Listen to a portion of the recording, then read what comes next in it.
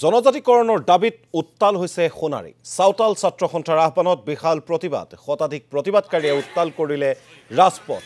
ভূমিপুত্ৰ সাঁওতালসকলক মাটিৰ পট্টা প্ৰদান আৰু জনজাতিকৰণৰ দাবীত সাব্যস্ত কৰা হৈছে এই প্ৰতিবাদ চাহ জনগোষ্ঠীৰ পৰিৱৰ্তে সাঁওতাল হিচাপে জাতিগত প্ৰমাণপত্ৰ প্ৰদানৰো দাবী ছাত্ৰ সংগঠনটো আদিবাসী শান্তি চুক্তিৰ প্ৰতিটো দফা কাৰ্যকৰীকৰণৰ লগতে অসম আন্তঃৰাজ্যিক পাৰপত্ৰৰ ব্যৱস্থা কৰাৰো দাবী প্ৰতিবাদকাৰীৰ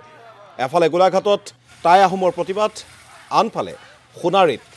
এনেদৰে প্ৰতিবাদত বহিল সাঁওতাল ছাত্ৰ সন্থা তেওঁলোকৰ দাবী যে ম্যাদী পট্টা প্ৰদান কৰিব লাগে তাৰ সমান্তৰালভাৱে জনজাতিকৰণ কৰিব লাগে আৰু চৰাইদেউবাসী সাঁওতাল জনগোষ্ঠীৰ সহযোগত আজি আমি চৰাইদেউৰ মাজমজিয়াৰ পৰা এটা বিশাল সমদল আমি কৰিব লৈছোঁ আমাৰ মুখ্য উদ্দেশ্য এটাই যে অসমত বসবাস কৰা সাঁওতাল জনগোষ্ঠীক আজিলৈকে জনজাতিকৰণ মৰ্যাদা প্ৰদান কৰা নাই আমাৰ স্পষ্ট কথা অসম চৰকাৰে যিসমূহ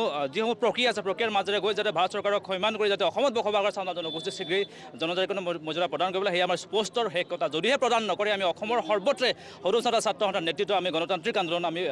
আৰম্ভ কৰিছোঁৱেই আৰু যদিহে নিদিয়ে আমি জংগী আন্দোলন কৰিবলৈ আমি বাধ্য হ'ম আৰু চৰাইদেউ